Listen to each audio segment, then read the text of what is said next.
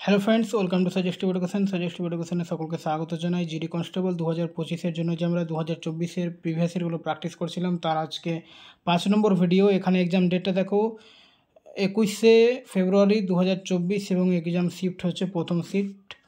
তো প্রথম কোশ্চেন হচ্ছে, টেলিফোন পরিষেবা, স্টক ব্রোকার, স্বাস্থ্য ক্লাব, বিউটি পার্লার, শুকনো পরিষ্কার পরিষেবা ইত্যাদির মতো পরিষেবাগুলিতে পরিষেবা কর চালু করা হয় ড্যাশ। এখানে সাল জিজ্ঞেস করেছে, বলছে টেলিফোন পরিষেবা, স্টক ব্রোকার, স্বাস্থ্য ক্লাব, বিউটি পার্লার এগুলোতে কখন পরিষেবা কর চালু করা হয়? তো অ্যান্সার হচ্ছে 1994 থেকে 95।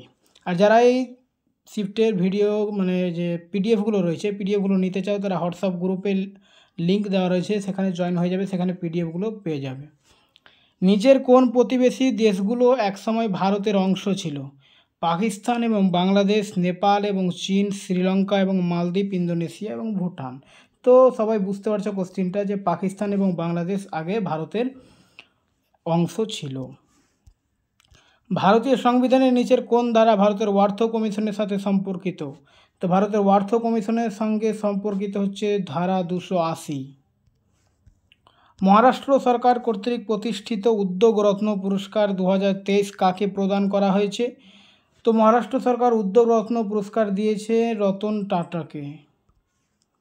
দুলীপ ট্রফি কোন খেলার সাথে সম্পর্কিত? Football, badminton, basketball, cricket. তো দুলীপ ট্রফি ক্রিকেটের সঙ্গে সম্পর্কিত। ক্রিকেটের সঙ্গে আরও সম্পর্কিত রয়েছে দুলীপ ট্রফি বাদ দিয়ে ইরানি ট্রফি রয়েছে, রঞ্জি ট্রফি রয়েছে, আমরা অবশ্যই নামগুলো শুনেছি, ইরানি ট্রফি, তারপরে হচ্ছে রঞ্জি ট্রফি। নিচের কোন রাজ্যের সাথে লাবণী নৃত্য সম্পর্কিত? লাবণী নৃত্যটি হচ্ছে মহারাষ্ট্রের নৃত্য। লাবণী ছাড়াও এখানে রয়েছে তামাশা বলে একটি নৃত্য রয়েছে। আসামে তো সাঁতরিয়া শাস্ত্রীয় নৃত্য রয়েছে। এছাড়া অনেক উৎসব রয়েছে, যেমন আম্বুবাচী মেলা, বৈশাখ উৎসব, মাজুলি উৎসব, তারপরে চা উৎসব, মিদম্মিফি উৎসব ইত্যাদি, এগুলো সব আসামের। উস্তাদ বিসমিল্লাহ খান নিম্নলিখিত যন্ত্রের একজন বিশিষ্ট বাদক। তো বিসমিল্লাহ খান সানাই, এখানে অপশান রয়েছে ঢোলক, সানাই, হারমোনিয়াম, তবলা। তো বিসমিল্লাহ খান সেহনাই বাজাতো, এখানে অপশানটা নেই আর কি, সেহনাই, ঠিক আছে। তারপর এখানে দেখো, সবুজ বিপ্লবের ফলে ভারতের কৃষকদের ওপর প্রভাব সম্পর্কে নিম্নলিখিত পড়ুন। সবুজ বিপ্লবের সূচনা কৃষকদের আয়ের স্তর বাড়াতে সহায়ক হয়েছিল। কৃষকরা কৃষি উৎপাদনশীলতা বাড়ানোর জন্য তাদের উদ্বৃত্ত আয় জমা রাখতেন। তো এখানে দুটো কিন্তু ঠিক রয়েছে, কিন্তু এখানে করতে বলেছে ভুল বিবৃতিটি শনাক্ত করুন। তো এখানে যেহেতু ভুল বিবৃতি নেই, দুটোই ঠিক রয়েছে, তো অ্যান্সার হবে অপশান সি, নেইদার এ আর নেয়ার বি, মানে না এ ভুল না বি ভুল, ঠিক আছে। একটু কোশ্চিনটা অনেকে এটা ভুল করে দেবে, এটা এইটুকু না জানলে, যে ভুল বিবৃতিটি এখানে জানতে চেয়েছে, ঠিক আছে, কিন্তু এখানে ভুল বিবৃতি নেই, দুটোই ঠিক বিবৃতি দেওয়া আছে। কোন রাজ্যের মুখ্যমন্ত্রী কালাইনগড়, মাগালির, উরিমাই, থোগাই তিত্তম উদ্যোগ চালু করেছিলেন, যার লক্ষ্য ছিল রাজ্যের মহিলাদের ক্ষমতায়ন? তো এগুলো নাম দেখে বুঝতে পারছো সাউথ ইন্ডিয়ান, অর্থাৎ তামিলনাড়ু না হলে কেরালা। তো অপশান হচ্ছে এ তামিলনাড়ু, এগুলো এটা প্রজেক্টটা, ঠিক আছে। এই উদ্যোগটা কালাইনগড়, মাগালির, উরিমাই, থোগাই তিত্তম, এটা হচ্ছে তামিলনাড়ুর একটি প্রজেক্ট বা উদ্যোগ চালু করেছিলেন তামিলনাড়ুর মুখ্যমন্ত্রী, যার লক্ষ্য কী ছিল? মহিলাদের ক্ষমতায়ন। নিচের কোনটি ভারতের সর্বোচ্চ নৃত্য পুরস্কার? গুরুদেব প্রসাদ পুরস্কার, কালিদাস সম্মান, নৃত্য শিরোমণি, সঙ্গীত নাটক একাডেমি। তো এখানে দেখো সঙ্গীত নাটক একাডেমি, এটা পুরস্কার হচ্ছে নৃত্যের সবথেকে সর্বোচ্চ পুরস্কার আর কি। নৃত্যের সর্বোচ্চ পুরস্কার হচ্ছে সঙ্গীত নাটক একাডেমি। ভারতীয় সংবিধানের নিচের কোন ধারা উল্লেখ করে যে কোনো অপরাধে অভিযুক্ত ব্যক্তিকে নিজের বিরুদ্ধে সাক্ষী দিতে বাধ্য করা হবে না? তো অপরাধ সম্পর্কিত আর্টিকেল 20। আর বাকি যে আর্টিকেলগুলো রয়েছে, এটা 16 নম্বর আর্টিকেল হচ্ছে যে সবাইকে কর্মক্ষেত্রে সমান অধিকার থাকবে। আর 14 নম্বর আর্টিকেলে বলা হয়েছে যে সবাই আইনের চোখে সমান। আর 18 নম্বরে বলেছে কেউ নিজস্ব কোনো টাইটেল রাখতে পারবে না। আপেক্ষিকতার তত্ত্বের সাথে ড্যাশ পদার্থবিজ্ঞানের চেহারা পরিবর্তন করেছিলেন। এই তত্ত্বটি কোয়ান্টাম মেকানিক্সের তত্ত্ব ডিজাইনের বড় অবদান রেখেছিল। তো কোন তত্ত্বটা? এটা হবে অ্যালবার্ট আইনস্টাইন। ঠিক আছে, অ্যালবার্ট আইনস্টাইনের তত্ত্ব, আপেক্ষিকতার তত্ত্ব, এটা কোয়ান্টাম মেকানিক্সের তত্ত্ব ডিজাইনে বড় অবদান রেখেছে। কোন খেলায় প্রতিযোগীদের বলা হয় পিউজিলিস্ট? বক্সিংয়ে প্রতিযোগীদের পিউজিলিস্ট বলা হয়। Boxing, option A.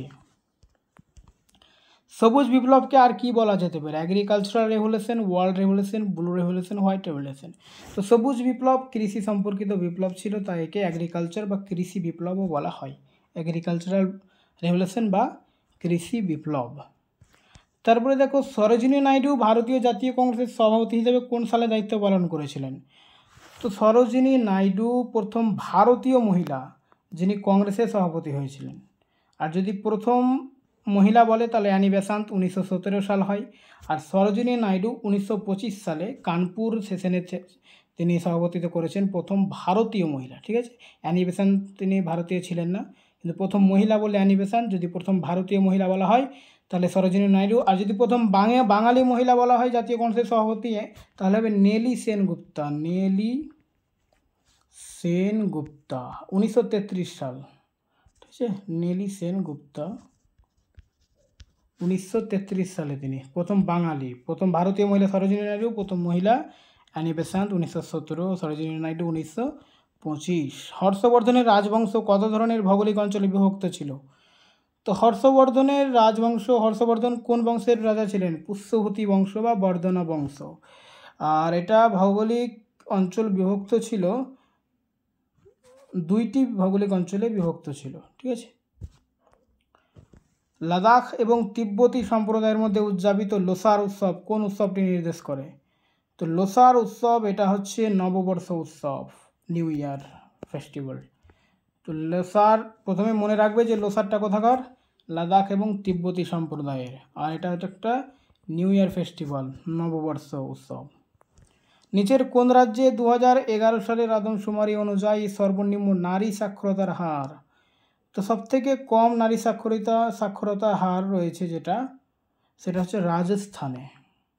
আর যদি এমনিতে সাক্ষরতার হার বলা হয় তাহলে বিহার হবে। আর সাক্ষরতার হার সবথেকে বেশি হচ্ছে কেরালা। নারী সাক্ষরতার হারও সবথেকে বেশি কেরালা, পুরুষ সাক্ষরতার হারও সবথেকে বেশি কেরালা। ঠিক আছে, প্রধানমন্ত্রী জনধন যোজনা PMJDY এর অধীনে 9 আগস্ট 2023 পর্যন্ত মধ্যপ্রদেশের কত শতাংশ পরিবারকে একটি জনধন অ্যাকাউন্ট প্রদান করা হয়েছে? 75%, 50%, 25%, 100%। অ্যান্সার হচ্ছে 100%। ভারতীয় ক্রীড়াবিদ আনাকা আলাঙ্কামণি কোন খেলাটি খেলেন? স্কোয়াশ। আলাঙ্কা আনাকামণি তিনি স্কোয়াশ খেলেন। ওকে।